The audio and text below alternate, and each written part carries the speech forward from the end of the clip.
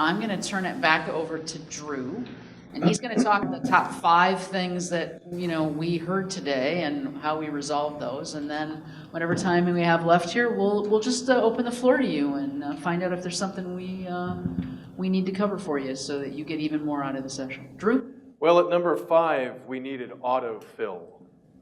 And I think we talked about a couple of ways to do that today. But you tell me if you were satisfied with the answer.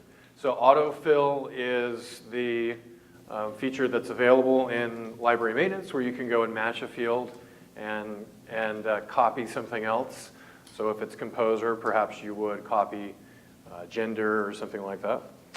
We also, though, heard from Miriam on her unbelievable keyword glamorizer and user scripts. So that's a great way of taking data and filling that, right, with things that you need, or making changes to, to existing fields, adding keywords and things.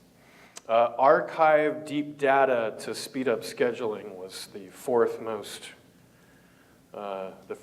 issue that we got today. So we talked about auto platooning. We talked about moving records into hold categories and things like that. We talked about prompted queries to speed up scheduling.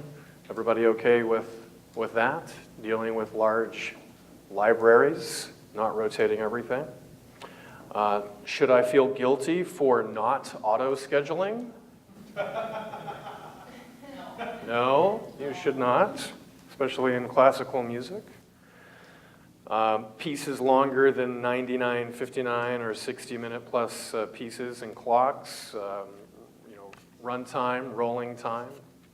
Yeah, that's actually one we didn't really talk about. This is a field called schedule airtime. It resets every time you get to the new hour marker. In case you're, and this may or may not help, but I just wanted to point it out. In case you're not aware, we do have a field called rolling time. And that basically means if I go over the hour here, or I'm under the hour, the air time starts at 1 a.m., but you can see the rolling time, if I was sitting in there in the studio, I'm 20 minutes behind. So the rolling time is just saying, we're starting at midnight, and what do you have? Now I realize some of you may not schedule starting at midnight. That's easily overcome. All I have to do is have a nice log note in a clock, a dummy clock for 60 minutes, and you're good. Any place you don't schedule. That's the easiest way around that. But rolling time would tell you where you are in the day in real time. So again, I realize it may not solve a lot of problems for people, but I did want to point that out. And numero uno is messy data, which is really akin to number 5 with autofill and user scripts. Cleaning up your databases. A mass changer can also be used here to clean up messy data if you've got things that are syntax related, mixed case and things like that. Last name, comma first, those kinds of things that you would want to fix. So you can right click and choose the mass changer and choose lots and lots and lots of different things that you can do to clean your data up. But Miriam's keyword glamorizer does a lot of that for you. So I think that was really the gem of the day in my opinion. Anything outstanding? I'm sorry, I forgot your name. The woman from WCR. Miriam. Miriam, yeah, sorry.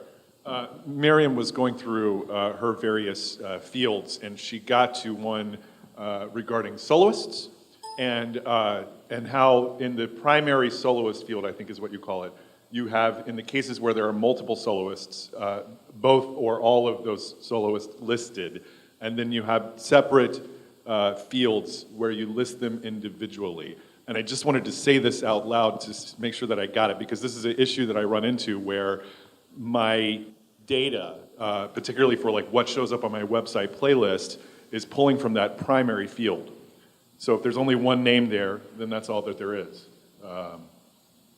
So I can now add multiple soloists to that field to solve that issue, but then I would want to put them individually, so that I could search for anything, like any reference to a given soloist.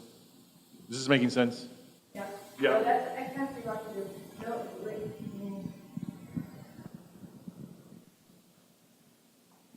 You know, we had this two different possibilities. So for the soloist, we had two different fields. We had the text field with all the soloists and the instruments, and then we copied it to the keyboard field, where you had all the soloists, but without the instrument as single keywords. And the second possibility, if you say, okay, I don't want to have two fields, I just want to work with one keyword field, is and this works also that you have all the when they arrive, let's say you have all the soloists in the first as a single keyword, separated by a slash. So you put them all there separated by a slash, and then you run the keyword glamorizer. And it makes, like if you have 5 soloists, it makes, you have the one keyword with the slash, and for the rest you have single keywords.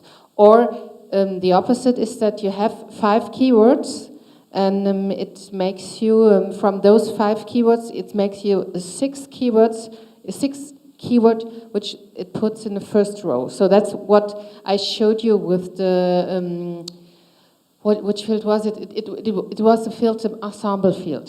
We had this. We had 2 keywords, and it's in the ensemble field, and it made a third keyword that it put on top. So this keyword would be exported to your playlist and to your broadcasting system, and the 2 other single keywords would stay for your planning and for separation. So if I wanted to search, if I put them all in one field and then wanted to search for one of the multiple soloists, only having that data in that one field, would that still work? Yes. Would it? Right. So what's the usefulness of adding the multiple, like having a different field for each of the individual soloists? Individual separation. It's individual separation. Got it. Okay. The line that has them all Yeah. is considered an entity, and that would be separation on that. Got it. Okay. When you have it on each individual one. So, you know, take anybody who's done a duet. Yeah. You know, Smith and Wesson is going to be an entity, but if I put Smith on one line and Wesson on another, now I can keep them all separate. You know, so you know, Beatles is the classic example of that. You can have the keyword that says Beatles, but you also have the 4 guys listed, so that when you play the solo work by those 4 guys, you're still protecting it. Perfect. Thank you. Miriam sells her keyword glamorizer for $7,000. Yeah.